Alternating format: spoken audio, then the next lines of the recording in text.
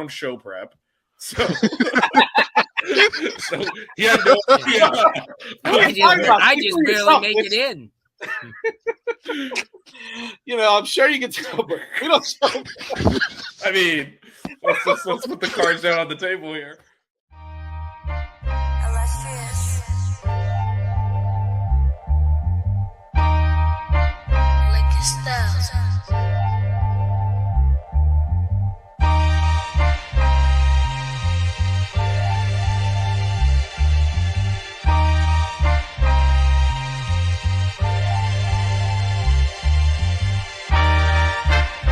Miami Hurricanes, yeah. You know the name already. It's Mercy. Ha ha. It's a 6-ring Kane show. Can't forget the name though. Got Jazz, Blue, Vision, DJ break the game code. Ain't no changing them, ain't no breaking them. Real put alive from the Hard Rock Stadium. Ball 14 for the orange and green. We see the 6-ring champs. It's more than a dream. This is life on the field. Beyond 100 yards, a hurricane that's never still put a damage to your squad. The 6-ring Kane show. The 6-ring Kane show. The 6 Rings Kane show. You know.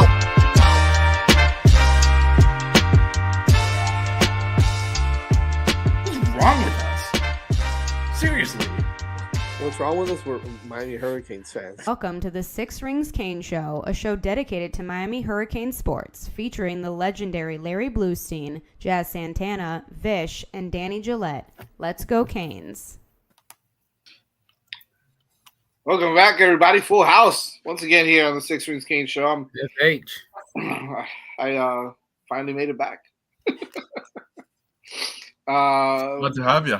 Blue Vish, DJ. We got a lot to cover today. We got a lot of news, a lot of Miami Hurricane news. We got some really good news, obviously. Some transfer portal commits along the way. We got some recruiting news as there's some guys that are being crystal balled over to the Canes as well. We'll talk to Blue about that. And, of course, the disrespect of ESPN and the NFL Network during the NFL draft for the number 1 pick in the draft. We don't need to say his name because his name is legendary and we all know who he is. But, no, seriously, I definitely want to get into that. But before we do that, let's talk about our sponsor. Let's give a shout-out to You Break Will Fix. Have you ever run over a pothole so hard your steering wheel shakes? Are you constantly losing air in your tires that you need to keep adding more air? Chances are there's an issue with your wheels, and You Break Wheel Fix is your solution. You Break Wheel Fix is Miami's premier wheel repair and restoration company with over 20 years of experience and located in North Miami. You Break Wheel Fix offers quick repairs for damaged wheels and in most cases can offer you some free loaner wheels to keep you on the road while they repair your damaged wheels. If your wheels are looking weathered and it's time to freshen up your car, don't replace, refinish. Their in-house wheel refinishing solutions such as powder coating, machining, and polishing will give your car the like-new look it deserves. Contact Mark and his staff at 305-748-0112 or on all social media outlets. It's at You Break Wheel Fix, at the letter U Break Wheel Fix. Mention 5 reasons and get 5.5% off your next repair. It's You Break Wheel Fix, powder coating, and wheel repair. 305-748-0112. Check them out. So yeah, I wanted to start off with I was just so pissed off, man, because I think I talked to you about this, Vish, a little bit. The blatant disrespect and the blatant there's nasty words for it, but I'm gonna keep it PG-13 here. But just the blatant love affair that the NFL Network had and ESPN and all these networks had with everybody. Actually, I don't want to say everybody. With 2 players, and they weren't even the first pick in the draft. You put the NFL Network on, and 2 days before the NFL Network, and I was out of town watching this, and I text Vish and I go, Vish, this is ridiculous, man. I've been watching the NFL Network for 2 hours now as they break down the NFL draft and the draftees and players, And in 1 hour, the entire hour was about Shedeur Sanders. The entire freaking hour was about Shedeur Sanders. And then they threw in 5 minutes of Travis Hunter and about 2.5 minutes of what's his name, Carter, the guy over at Penn State. Did we hear about Cam Ward? Not even a little bit. Then Cam Ward comes draft day, and Cam Ward gets drafted. And if you're watching ESPN, you would have thought that the draft started with the second pick, because there was no mention of Cam Ward. They showed 2 seconds of him walking down that little aisle to get his hat. They did not show his post-draft interview. They did not show his highlight reel. They did not speak about him in the panel that's there, talking about the draft during the pick when he went number 1 overall. The number 1 pick in the draft, who set records, broke records. Okay, you're talking about the only kid that was ever ranked a 0-star athlete coming out of high school, okay, is the number 1 pick in the NFL draft over all these other overhyped guys. We all know what happened to Shedeur Sanders. Obviously, Travis Hunter, a great athlete, but there was no conversation or argument about who the number 1 pick was going to be at all with anybody, yet they still did not speak about him at all. I was livid. I was so pissed off. And then you hear some of the guys, afterwards from the NFL Network and ESPN, like Scott Van Pelt and some of these other guys and Robert Griffin and all these other guys talking about how, ESPN and NFL Network disrespected Cam Ward. But this is what Cam Ward is, right? And Vish, I'll throw it to you first because I know you love Cam Ward also. I mean, I know we all do, but this is who Cam Ward is. First of all, Cam Ward doesn't, excuse my language, doesn't give a shit about that, right? Let's just be honest, number 1. Number 2, he's not about the hype. He's not about that. He's about football. And if you see those videos of him trash talking Shedeur and all that stuff, you'll see why he is the number 1 pick and why Shedeur fell down to the 5th round, right? But all in all, how do you feel about the coverage that Cam Ward got, being the number 1 overall pick? Obviously, we're biased, but also being a Miami Hurricane, we feel like we got scoring there because of that as well. Yeah, I mean, as Melissa said, we watched this on NFL Network, and they actually did, I did too. I do didn't him and stuff watch like ESPN you at all. normally do with the number 1 pick. So like, we didn't realize, I guess, until later when everyone started complaining that they didn't even interview him on ESPN, which is unprecedented. So yeah, it was ridiculous. I mean, I get the funny thing is they blew the Shedeur Sanders story because it was a big story on like day 2. But they'd already run into the ground to the point that, I mean, we noticed again on NFL Network, I think Rich Eisen got sick of talking about it because he started making fun of it. And then the next time they went to break, they came back and didn't mention him like the rest. Because I think he was like, yeah, we're still talking about some random. And he was like, I know other guys are getting picked, but we've been told it. And then like they stopped doing it. I think he shamed them into it because it wasn't really a story at the beginning. Like he wasn't going to go in the top 5. And so they shouldn't have really been talking about him at the beginning. I mean, the Cam Ward stuff is, I mean, he's like so unassuming that I guess they just ignored him. I don't know what the rationale is. I mean, it's not atypical for networks to not focus on the number 1 overall pick when you know exactly who it is, because you talk about him for a month. Okay, that's the guy. And then you kind of move on to where's the intrigue. And obviously then it didn't, timing is everything to help that as they're walking up to the podium, they announced the trade on the next pick. And so, some of that is just coincidence and happenstance. But yeah, not interviewing him is ridiculous. And then, it came from there. Like they kind of forgot he got picked number 1.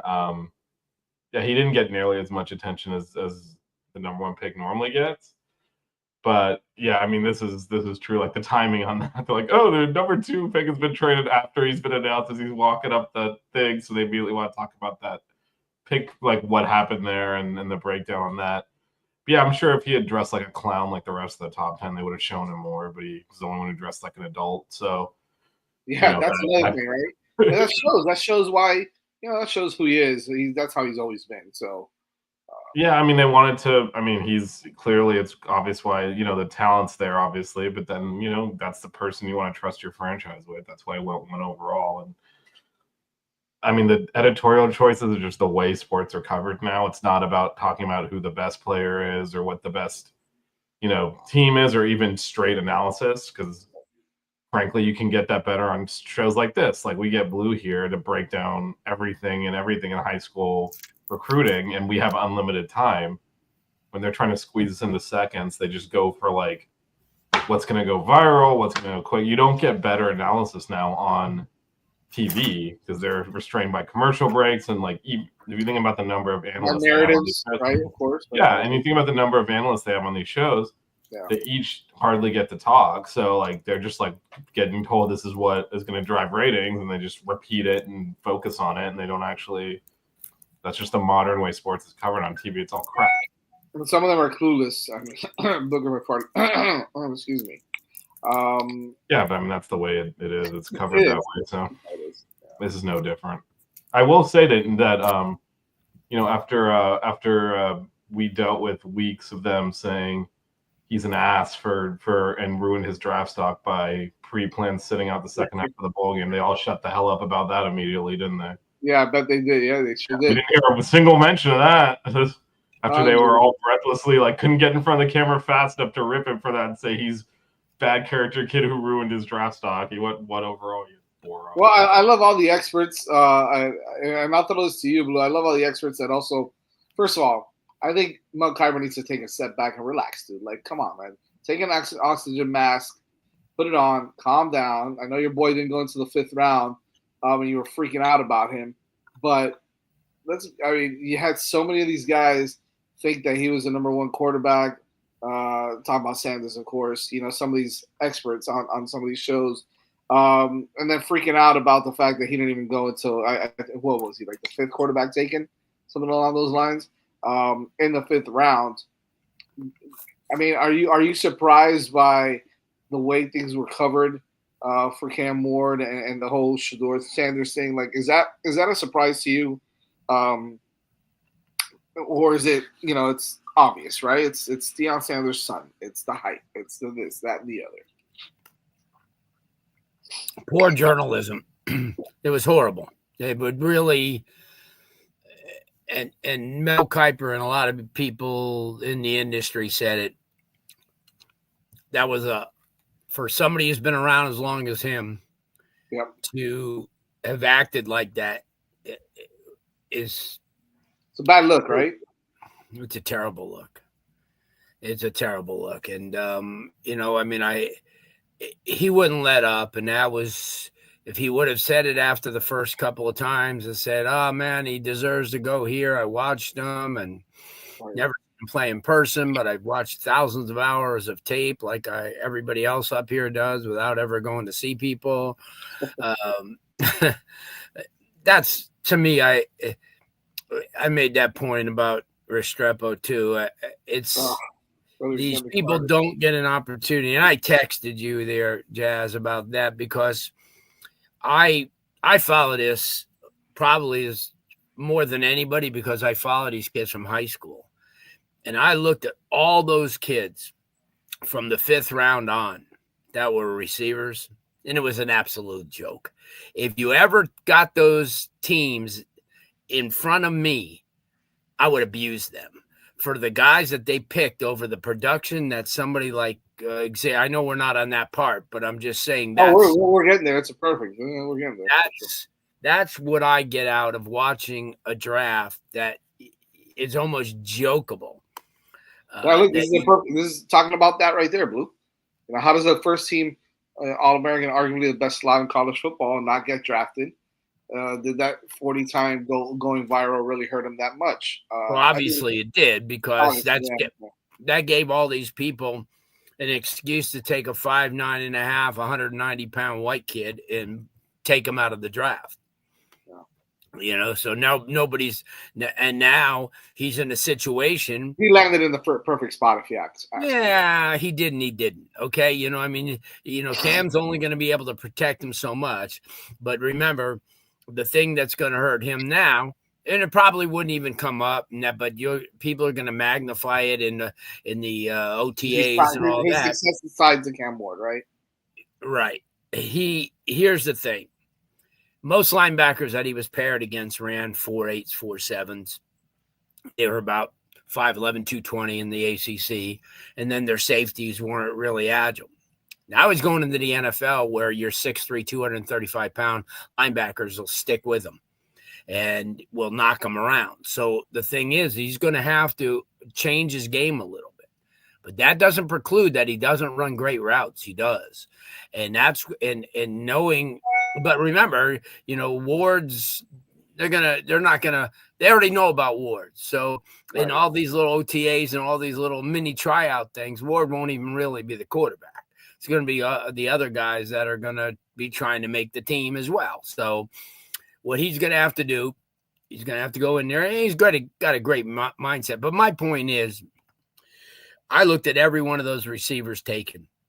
The kid from Texas Tech, not the Bach kid because he's pretty, or the TCU kid because he's really, really good. They're different receivers. But all those slot, the kid from Pitt, he dropped 3 balls in the game that I saw him against Syracuse this year. Dropped 2 more against Boston College. And here he's, they're applauding him for the great job that he's doing. The thing about him is his productivity. And that's the thing that gets me angry more than anything. And yeah, he shouldn't have run. And yeah, I blame Drew. Sorry. If that's his agent, and Nick Hicks, you care about your guy so much, then you tell him.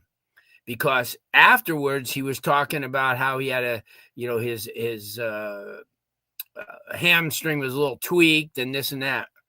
So that would have been a perfect excuse not to run.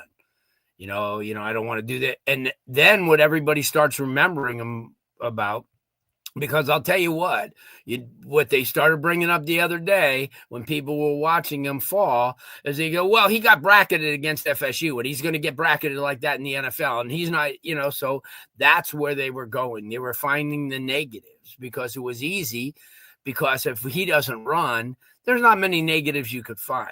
I mean, he shredded ACC secondaries. He came up with big catch after big catch. And, that's the thing that got me. And back to the Cam Ward thing. His family and he are so classy that, like you said, and Mario even said, he goes, he's not bothered by that stuff. He wanted to just get to Nashville and start working. That you see, that's the thing. That's the difference. He didn't come out there. Listen, the only guy that I could say that came out there and played the crowd that really should have was the young man was taken by the Packers because he had the perfect forearm and he had that. Yeah, he's going to sell billions of seats. And, okay, he's the only one. The rest of them going out there and making fools of themselves, That's a part of the draft that I don't like. That's why we get defensive with Cam Ward, because he's not going to say anything. His family's not going to say anything. They do things. They're humble, and then they get mistreated, and we get pissed off because that's our guy, and they deserve better. And that's why I get more upset about that than other things like that stuff after the bowl game where everyone was trashing this kid that we know is a high character kid that anyone else's position would have left campus the second the clock hit 0 in the Syracuse game. Yeah. And I'm the number 1 pick in the draft. I'm not touching a football. He chose to practice with his teammates and play the bowl game. Yeah. And they criticized him for it because he came out at halftime which you always do in bowl games. You let your backups, if it's a meaningless bowl game, the second half is for the backups. He wasn't the only one that came out on both teams. Iowa State pulled a bunch of guys because that's what you do. Like, these guys practiced all year, let them play in the bowl game. Yeah. And they ripped him for that. You're right. We're defensive and we're protective of him because we know him, we know his family, we know they're high character people, and they don't deserve this. And they're not going to say anything because they're too classy to say something. I'm not. So I will say something. I don't care. And you should, because you're a fan guy too, and you see all that. But here's the thing. I was watching Nashville station on yesterday, and they were talking about this is why we got Cam Ward. The face that he had when Warren Moon gave him that jersey was unbelievable. Was unbelievable. I mean, here's a guy here's a guy that really rightfully he should have never even heard of Warren Moon before. And he knew everything about him, and he thanked him 3-4 times, and then afterwards, one of the girls from the Nashville station, what does it mean Warren Moon giving you the jersey? He goes, you know what? other than Steve McNair, he's as good as you get. That's what he said in this organization. And Wow.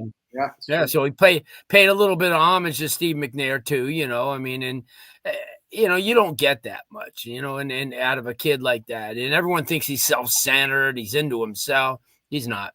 And if you watch the session with him and Shedeur and UNLV when they were on the field, and he even said to him, he said to Shedeur, he says, "Man, if I threw 47 bubble screens a game, I'd have all that great percentage too." He goes, "Well, you had a running game." He goes, "Come on, all my throws were upfield." Well, the one that got me the most was he's like, "Oh, you're gonna go drink water already? We just finished one drill." Like, "No, man, I drank Gatorade. They pay me for that." And I'm like, that's why. Those are the little things that, that people don't want around, not to compare what Michael Vick did, because what he did was horrible.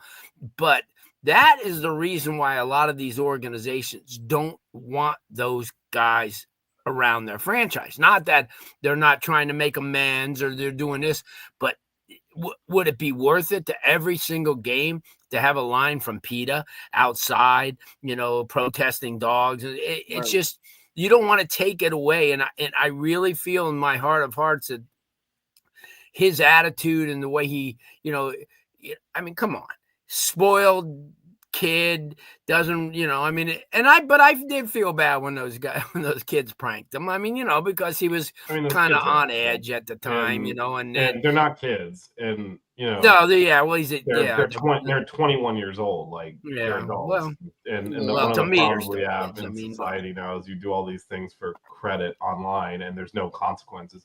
You did that 10, 15, 20 years ago, someone would just punch you in the face, and you wouldn't do it. The result of everyone hide behind keyboards all the time and throughout their growing up phase, when you step to the wrong person or taught back to the wrong person. Like, we all got punched in the face at some point growing up and learned a lesson, right? Yeah. That's just the reality of it. They never do that anymore, so they think they can just get away with it. If they cross the line, then it's too late. Real quick before I toss out this question for DJ on tight ends. I looked at Restrepo. It was obviously the 40 time that killed him. I think it's going to be hard for him to make a roster because, we talked about him as the sure-handed punt returner. That's not good enough in the NFL. You got to be able to make plays. If he's running 40 times that are kind of the same as, linebackers, those guys are going to be better equipped to tackle in special teams. Like, that's what those receivers have to be able to do. You look at the slot receivers that make it. They're returning kicks. They're playing special teams. And they're never the wide receiver. He's never going to go like high because those are all the prototypical, like, tall, can get down the field guys. So, I mean, it probably cost him a couple of rounds. Maybe he probably would have gotten drafted, but he was never going to go like in the third round or something. No. So, and once you start sliding and people have the 40 times an excuse, they're thinking, I can get this guy as an undrafted free agent, and so they basically, get to that 6-7 round. They're looking at the measurables and saying, someone might pick this other guy. Yeah. No one's going to pick the 4'8" wide receiver, so I can call him right when the draft ends and get him. And that's kind of what does it. But either way, he's basically, if you got picked in the 5th, 6th, 7th round, or where he got undrafted, same opportunity. Vish, it comes down to respect. And you have Glenn Cook out there, and you have Alonzo Highsmith, and you have all these guys, Dan Morgan, all these guys who have ties to the University of Miami that would just say, you know what? He did my university right. We'll take him in the 6th round.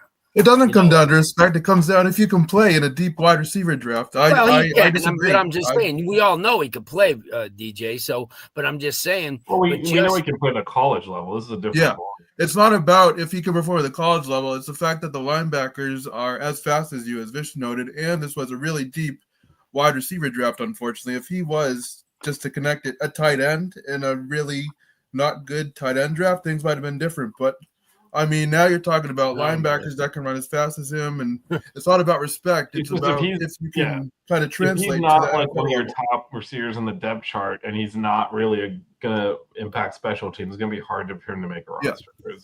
Because they have small rosters in the NFL. I think that all is true, right? Everything that you guys are talking about is true. I also feel like, what Blue has said kind of makes sense as well. What I think it comes down to is, when it comes to hard work, ethics. He's relentless, right? Xavier is relentless. I know it sounds cliche to say that, but that's going to help him potentially make a team. It's going to help. I mean, the other stuff he has, right? He obviously has good hands. He runs good routes. He's going to have to, we're going to have to see if he's going to be able to create separation from the linebackers or some of the safeties at the next level. But I think that when you're getting picked, as you mentioned, Bish, 5 to 7 rounds, or sometimes it works out as a free agent better because you get to pick the team you want to go to, right? And sometimes they give you more. Believe it or not, like look at Jacoby George, got $250,000 guaranteed when he signed with the Panthers, right? That's not something that you might get in the 7th round. So kudos to him for doing that. Now he's got an opportunity to really earn a roster spot. I don't know if X will get something like that, but I think that first of all, you're going to a team that has no weapons, anyways. Yeah. Right. You're going to a team that has maybe one wide receiver that's half decent, Calvin Ridley, right? He's a good wide receiver. And then the rest is kind of up for grabs. Like, what are you going to do there? Even in the running game, so you have an opportunity to stand out and make a name for yourself and get on the team there. Whereas maybe a place like a place that's loaded up with wide receivers, it's kind of tougher for you to be out there and get on a roster. So I think that he does do a lot of different things really well. He doesn't mind blocking. I know he's not big, but he's over 200 pounds for how big he is. Yeah, maybe a little bit. He might have to lose a little weight. He might. But, he can do some of the other things that a wide receiver is asked to do that I think will give him an opportunity. It's going to be tough because the NFL is the NFL. But, he's been able to be this relentless. He's also overcome a lot, right? Coming in even as a freshman here. And I think that type of tenacity, that type of attitude and personality that he has, I think will give him a good opportunity. And at the end of the day, now it doesn't matter if you're Cam Ward or you're Xavier Restrepo. You got to go out there and win yourself a job. Bottom line, you can perform. So I think honestly, Cam Ward doesn't have to win a job. No, he doesn't. No. First week of Restrepo. I guess you're right. You know who might not have to win a job either is Borregales to my Patriots. Hold on. We're not talking about the Patriots. We're talking tight ends. This is the second rounder. Mr. Elijah Arroyo, tight ends in Seattle. There's massive tight ends to talk about in that draft. I'll tell you. Yeah. I was surprised that what's his name, Loveland went before Tyler Warren, and then that was a bad pick. More guys. Tyler Warren, Dallas Clark, be like Dallas Clark all over again. I like out of all of them. What are your thoughts on Arroyo to Seattle? Yeah, they're all very close. I think Arroyo's just as good as the other guys. I think it's a really good fit because when you look at their offense, they tend to run a little bit more wide open. It's going to be interesting to see, just as a football fan, what Jalen Milroe can kind of bring to the table because he is very raw. But is Milroe going to start there? Is that who's going to start? No. It's right now. I believe Sam Darnold is there. So they spent some big money on Sammy D. They did. I'm just interested to see the Milroe Arroyo development together as part of the rookie class. But I think when you look at a guy like Sam Darnold, he's not necessarily a big play threat. He's more of a he can make the big plays, but he likes high percentage type of throws. So I think Arroyo could be a really good fit in Seattle. And, when you look at, the quarterback position and, how stable it is, I think it's stable for the Seahawks right now. So I think it's a good fit for Arroyo as well. Yeah, I agree. You got Damian Martinez over there as well. Yep. So but I'm glad you brought that up. I thought probably the most undervalued pick that the Hurricanes had was Damian Martinez. There's no way that kid won't excel. There's just no way. He's an NFL back. I've said it all along. Yep. He's a lot like Javaris James was, runs tackle to tackle. Remember, took him 3-4 weeks till he got the offense here. But let's take it, and I think I texted you that, Jazz. Damian Martinez at Oregon State had a 6 yard average on a carry, and here he had a 5.6. That's pretty damn good. Oh, yeah. And I think he's really, he and Rivers are really going to be two guys that are I think, going to excel. I mean, we already know, that and Mawanoa, I was kind of surprised. I didn't think he had a great year at all. So we'll see. I don't know how great he a was pro. almost the opposite of Restrepo. He tested really well. Yeah. Like, I was surprised at the comp. I'm like, man, where was this athleticism on the field? So No, honestly, a lot of draft picks I saw, get picked were the result of really good NFL combines. So if you want to show out somewhere, you got to show out at the combine. Yeah, they're in your pro days. Like, look, Sammy Brown. Or Sammy don't Brown do had it. a good pro day. I mean, he didn't get drafted, but Sammy Brown had a good pro day. Signs with Miami. Now he got invited to. Yeah. Zach Carpenter also, I believe, got invited to training camp with the Dolphins. You've got Daryl Porter going where his dad was at Buffalo. That's I right. think the only one that didn't get picked up was Cam McCormick.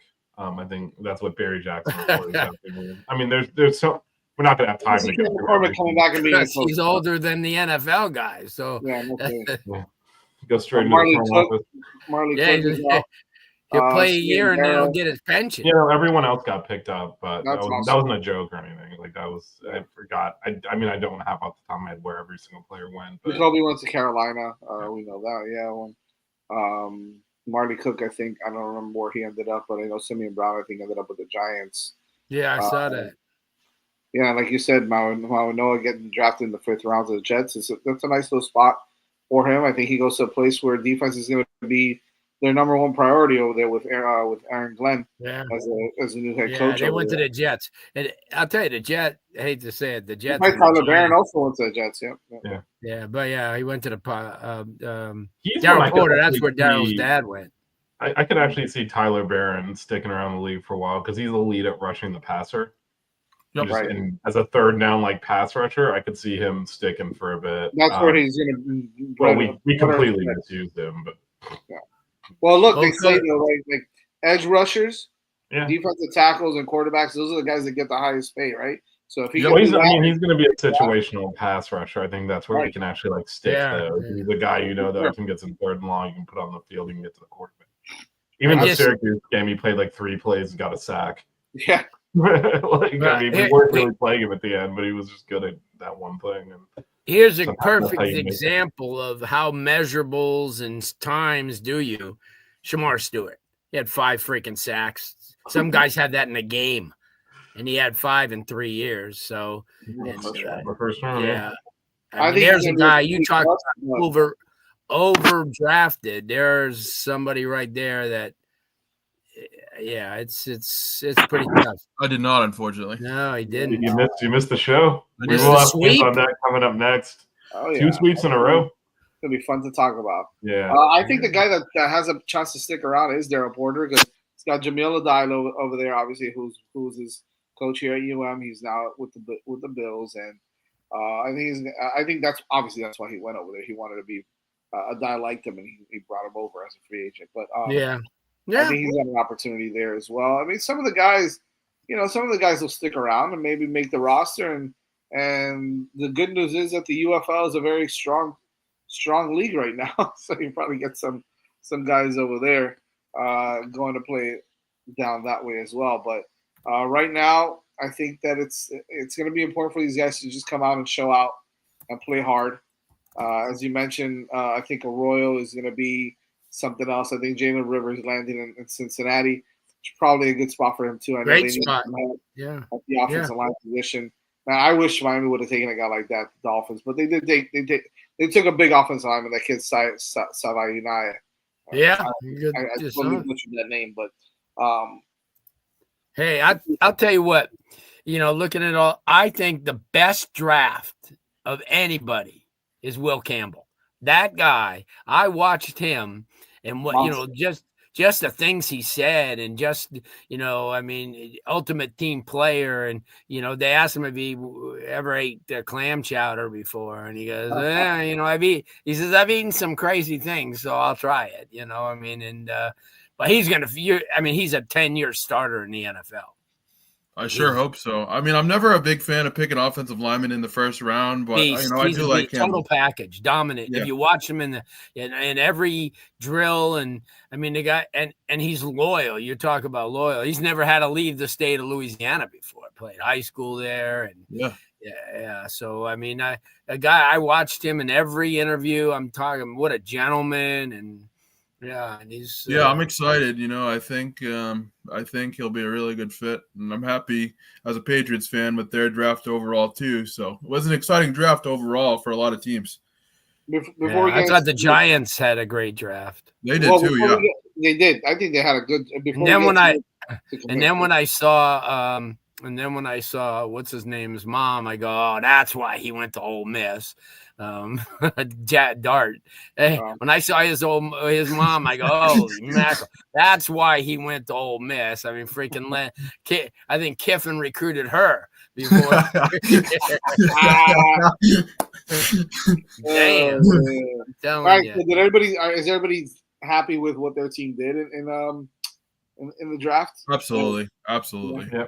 You like what the Patriots did? Blue, Rams got, they got who they needed. Got the tight end from Oregon, who I really like a lot. And I think that, but other than that, last year was there. And, I sat there on the opening night and my eyes were getting tired. I go, and then they traded away the damn pick. And I'm thinking, oh, but what are your thoughts? I got a question for you guys, because I happen to be a fan of his. I think that he develops a little bit, and he could potentially be a starter in the NFL, and I think he'd be a pretty good one. And I'm not just saying that because the Dolphins picked him, but Quinn Ewers, they picked him up in the 5th round. I think the Dolphins did okay in the draft. Does he beat Zach Wilson out? Jesus, if you don't beat Zach Wilson out, I know. I was gonna say that's a very low bar, Blue. I don't know what to tell you, but I think he's got some potential there. I think that he just needs to be a little developed. Look, I'm not a huge Tua guy, right? I'm not on the Tua bandwagon. Me either, honestly. But they got $1 trillion invested in him, so that's well, I mean, it is what it is. But what do you guys think from a talent perspective? Quinn Ewers, is he a guy that you can see maybe developing and playing? Being a serviceable, maybe starting quarterback in this league. Got a big arm, so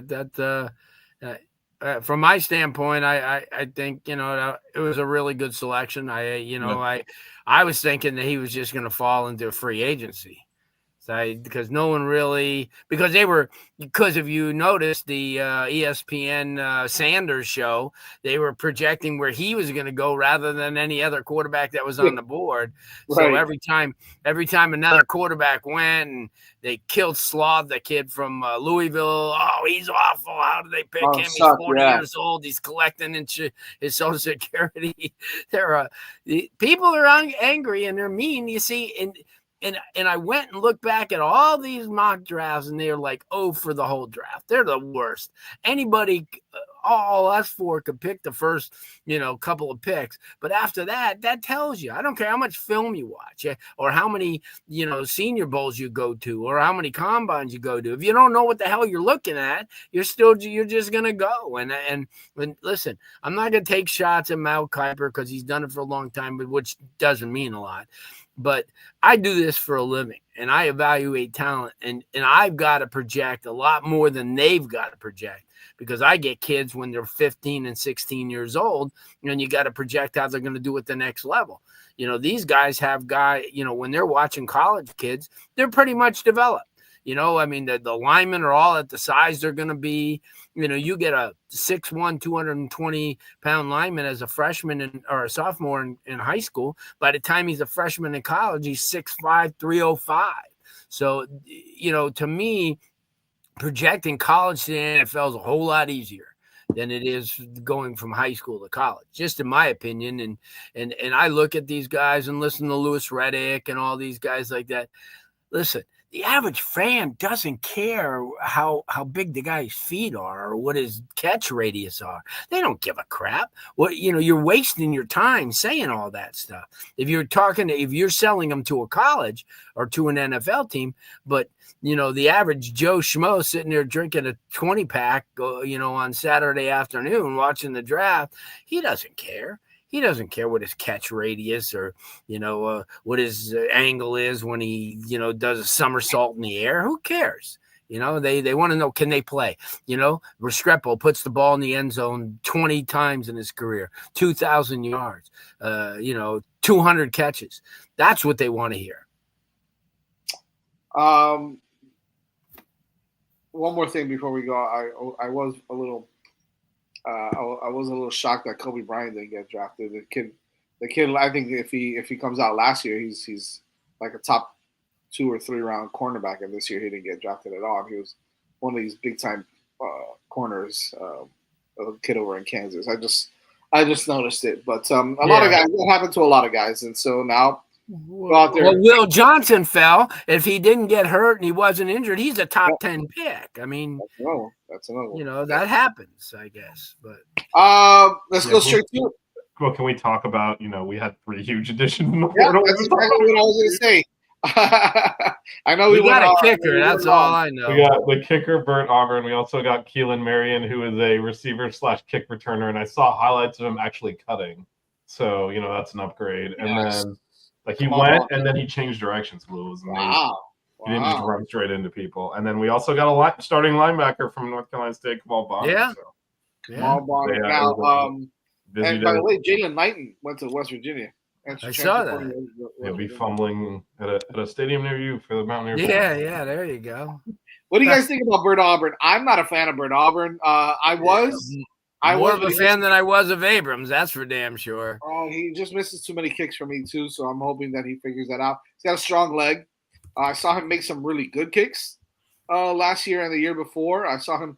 It was funny when they were playing Auburn, and his name's Bert Auburn, or Brett Auburn, or something like that. Whatever his name is. I saw him kick for Texas and said, "This kid's got a leg, man.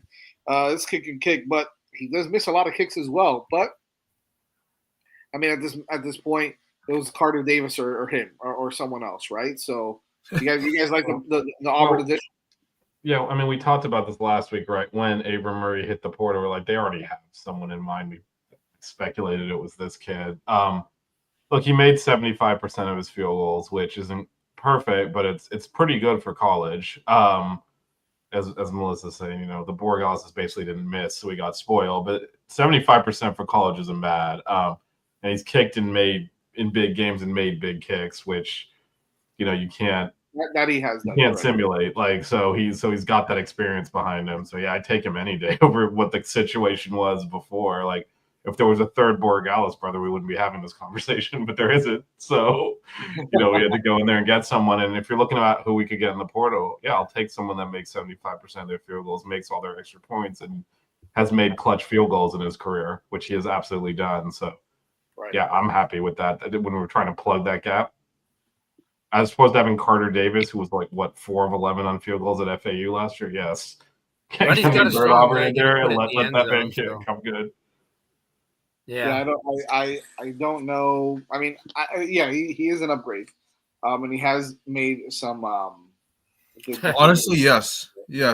Oh, I showed on the show. I'm getting a Cam Ward jersey, that's for sure. 100%. Because you're probably looking at the Patriots starting kicker. Speaking of kickers, you're probably looking at this. Well, you know what's funny, Vinatieri. They don't have anybody else, right? They released the guy from last year. Yeah, no, they really don't have anybody else. And speaking of Patriots, Vinatieri's son was in the portal. Yeah, is in the portal. So another kicker, but it's a good pickup. Now, speaking of good pickups, I think that this Keelan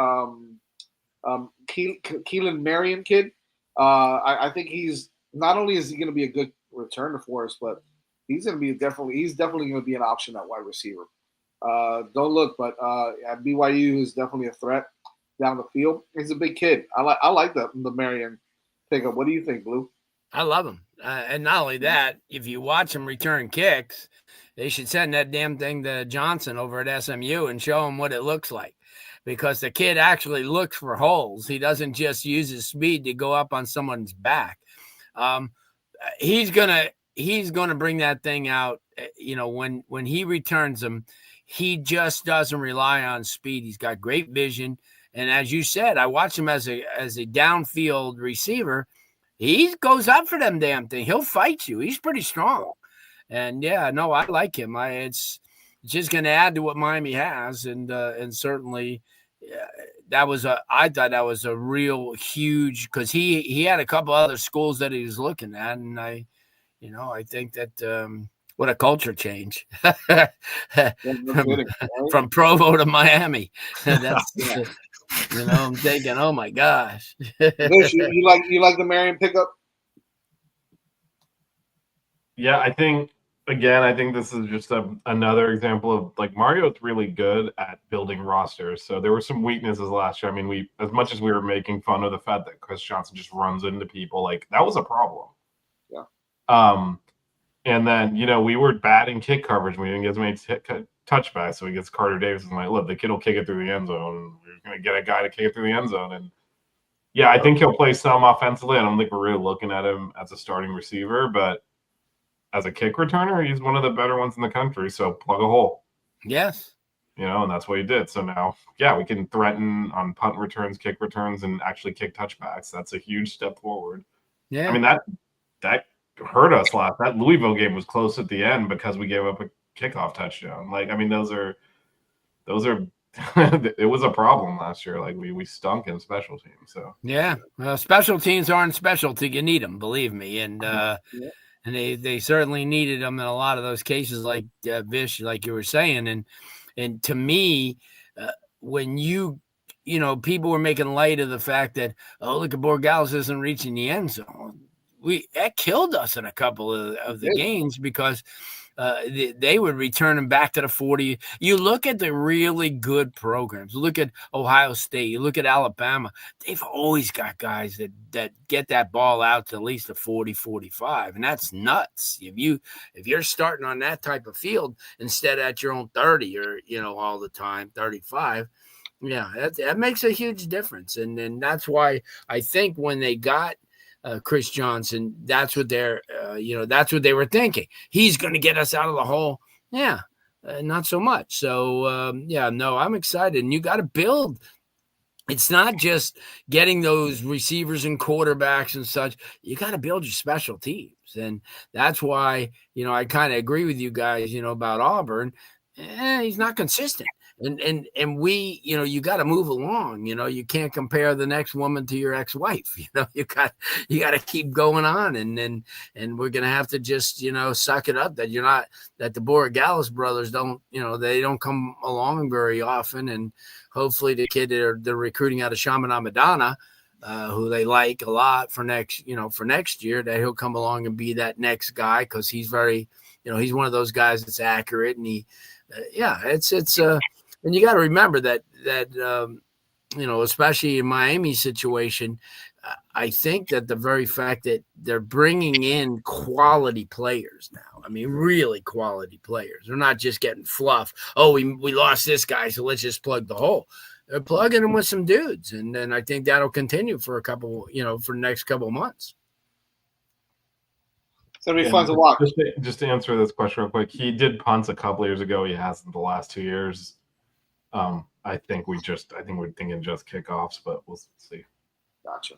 He has done it before, but not recently. Well, yeah, and he ran 2 kickoffs back for touchdowns last year. Was one of the leading kick returners in the country, so it's definitely I think it's a great addition. Yeah, are they going to use Ray? I think for the punt returns. Probably. Yeah, he's an option. Moving on to the guy that Vish looked pretty excited about this guy. We got potentially a starting linebacker here. And Kamal Bonner, now it's a kid from NC State who's been there a little bit. He's got a lot of experience. He's a big, tough kid. Looks the part. Looks like a potential starter or a guy that can come in and compete for the starting position at linebacker. And Blue, have you seen Kamal Bonner play a lot? What's your thoughts on his play? Yeah, no, I like the kid a lot. He's a really strong type of guy. He's a good size kid. He's about 6'2", 215, 220, pounds. I know that watching him last year. He reminds me of one of those guys who'll go sideline to sideline, drops back in pass coverage real well, got really good ball skills, and he tackles. He's not afraid to put his head in there, and he's got some good speed too, and he'll pursue. And I seen him get knocked off a couple of plays last year, and then by the end of the play, I think, what game was it? Must have been Virginia Tech, I believe, but he got knocked off around his own 30, or their own 30, and then the next thing I know, the ball carrier is down at the 49, and he's making the tackle down at the other 39-yard line. So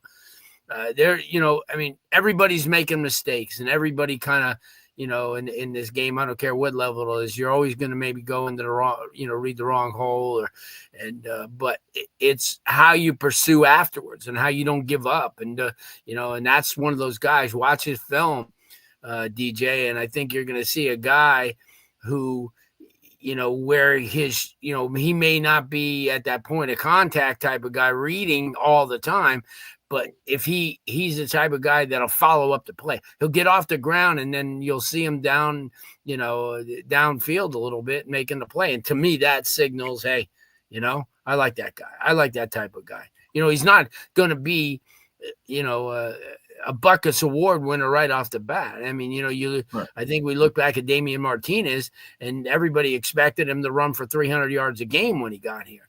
But the very fact is, you got to fit into the scheme. And Heatherman's scheme is complex, and I think that's what he's going to be doing over the next couple of months, is watching film and seeing what his role is going to be. And once they get out there and start hitting, we'll see what happens over the 2-3 weeks that Miami's preparing for Notre Dame. Yeah, when you look at Bonner, he's not going to have 115 tackles, but he's going to be in the middle of every play. And like you mentioned, his pursuit is very good. He doesn't give up on a play. He's quick sideline to sideline. So I think he's the type of guy that, brings the energy to the linebacker group, brings the, kind of covers ground quickly, and is able to, disrupt plays, be a play disruptor for the position. And that's what you want on this defense. I think he'll play well next to Wes too, which is when we've been talking about, like, we're going to have to slide Wes over, and probably not his best position. I think this is someone that could start next to Wes. For me, it's about loading up that depth. So keep adding some guy. They'll probably add another guy, I'm sure.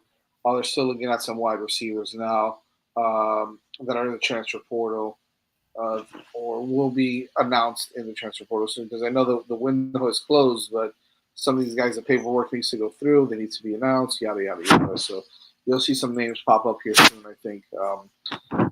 In the recruiting world, Blue, we'll kind of go into this. I know there's one big name that just got crystal-balled to Miami, and that's Ashari Charles, if I'm not mistaken. From Venice, same school as Brantley. Really good football player. Kind of grown over the last couple of years. Outside linebacker, now going to a little bit on the defensive end. Edge rusher. Very athletic. Watch him in the state championship game last year. Had an opportunity to see him the last couple of years. Kind of came into his own a little bit more after his junior year when they lost to Lakeland in the state title game up in Tallahassee. Got taken out of a couple of plays, but last year he turned it up and was easily one of the best prospects around. I like him. Good size. Been to Miami 2 or 3 times already. Saw him there for I think he either was the spring game or the week before when I went. Yeah, good friend of Brantley, knows him real well, a little bit younger, obviously, but he's one of those guys. And also the kid that we were talking about that was at Georgia that was transferred that went to Venice too. I can't think of it. I can't remember his name. Wyman? No, John Savius Wyman? Who? John Savius Wyman? No. He was from Venice, same guy. We brought him up, and he was leaving there, and I can't think of his name. But I played with him last year or 2 years ago. So, Ashari Charles is going to be really good. Nice. And going back to the transfer portal, I totally forgot to mention this. I think potentially what could be the biggest pickup of the of the transfer portal, especially in this go around, is safety AJ Halsey from Houston. Yes. A lot of people are saying that this guy, him paired up with Poyser, and it's absolutely lights out. There's no better duo out there. He might be. I mean, he sounds like he might be even better than Poyser. He's a big Playmaker. Looks like a linebacker playing safety. Yeah, he's a good sized kid. Makes plays. Got great ball skills, and he'll knock you out. Is he a guy that comes in, immediately starts at safety? If he doesn't come, is that kind of like a swing and a miss there for Miami? Because all signs are pointing to him liking Miami coming over here and playing here. So yeah. Well, he likes the aggressive style that they're running. You know, I think someone said, "Hey, look at Minnesota's defense last year, and look at how their linebacker in your position played," and he liked that. You know, he liked the guy was active. You know, he played assignment football, but he, you know, kind of freelanced a little bit too, and I think he likes that. And as Vish was saying, you get an opportunity to have somebody as skilled and knowledgeable as Wes, right. You know, then it makes it easier for the other guy to do kind of a little bit more, you know, on his own and play on instincts. Well, I'll tell you what. I think that if you can pair him with a couple of other guys, I think that defense looks even meaner than it's going to be already. Fresh, just to answer your question, Shamar Brown. He's talking about Shamar Brown from North Dakota State. Right. He's being Cristobal to Cal. It looks like. I think Miami's looking at a couple of guys at running back. I think, as I mentioned, you know, a couple of weeks ago, I know they wanted to bring in another guy. Shamar Brown, though, apparently was potentially that guy, but it looks like he's going to be going somewhere else to Cal. So again, still a lot of movement within the next week or so in the transfer portal. You're going to see a lot of names pop up. You'll probably see Miami with a couple more commits, maybe 2 or 3 commits. I know Halsey's supposed to decide tonight or tomorrow or something like that. So yeah, we'll hear from him soon. And then apparently, according to Gio Milan, there's a wide receiver a big time wide receiver that's going to be visiting this week. That just entered the portal also, so I don't have a name for you yet. But I know Tiger Bachmeier, who's a wide receiver that just entered the transfer portal recently. He's a pretty good prospect kid out of Stanford. There's some other guys out there, so just keep an eye out because they're not all big time schools. Some are FCS programs as well. But I think the guy that they're looking at is a big time school guy. So we'll see. We'll see what happens. What else we got before we get out of here? Is that it? We got show and tell some stuff, right? Show and tell, baby. What do you got? If you didn't get in on our pregame show, I got baseball stuff, but I went back into the archives, took this out of my little frame. 1995 University of Miami football team. Nice. Look at that. Names in there. Some good names in there. Yeah, I would say so. Is that the first year of Butch? Yes, you got Jamie German, Omar Roll, who I saw over at the spring game. Montreal Fulcher. I remember. Now you talk about a tight end. It was a beast. It is Tony Gator, Dwayne Starks, Twan Russell. Wow. Right? Randy Shannon. Got some pretty good football talent out there. Ryan Collins wasn't pictured. Quarterback was Ryan Collins? Ryan Collins. Ty Wise was on that team. Oh, Ty Wise. Which was nice. Casey Jones, Ray Lewis. Couple name drops right there. Chud. Team went 8-3. Huh? Went 8-3. That team. Okay, all right. Not bad. Yeah, remember that first game at UCLA just got embarrassed and yes. Butch already. That's right. It took one game. There was a punt fiasco where we fielded a punt. We should have fumbled it. And then, lost 3 out of the first 4 games and then won the rest of them. So. Okay, well, not a bad. But they had a lot of young guys that set the table for the next couple of years. Yeah, so actually, just look at this stat. It's like Ryan Clement played most of that year. Oh, there you go. Yeah. Old Ryan Clement. That's it. Thank you. Make sure you keep it locked at the Six Rings Canes on Twitter. Subscribe to the 5 Reasons Canes podcast on Apple Podcasts, Spotify, wherever it is that you get it. Yeah, Tobias Merriweather. That's a guy that to keep your eye on. That's the kid I'm talking. I know he's one of the guys that Miami is looking at. Big 6'5" wide receiver. Who's a really good prospect. Thank you to Melissa tonight, who stepped up her game as a Mel commenting a lot tonight. Appreciate it. Thank you. She probably had nothing else to do, and she figured she's getting ready to. She's off work. She's off work today. I know. Damn, we should have brought her on. She's also off on Wednesday when we have Buckets and Dante Allen, the new commits, coming on with us. So. Nice. Nice. Really? Yeah. That's awesome. So that the basketball team is shaping up. I was about to say. I know we can practice now. We got enough players. Hey man, a little shameless plug. There's some hype around that team, Vish. I think it's pretty cool to hear. Pretty cool to hear. Jay Lucas. We'll see, right? We'll see. Have you had him on yet, Lucas? No. Separate expectations, baby. Oh, get in! Yes!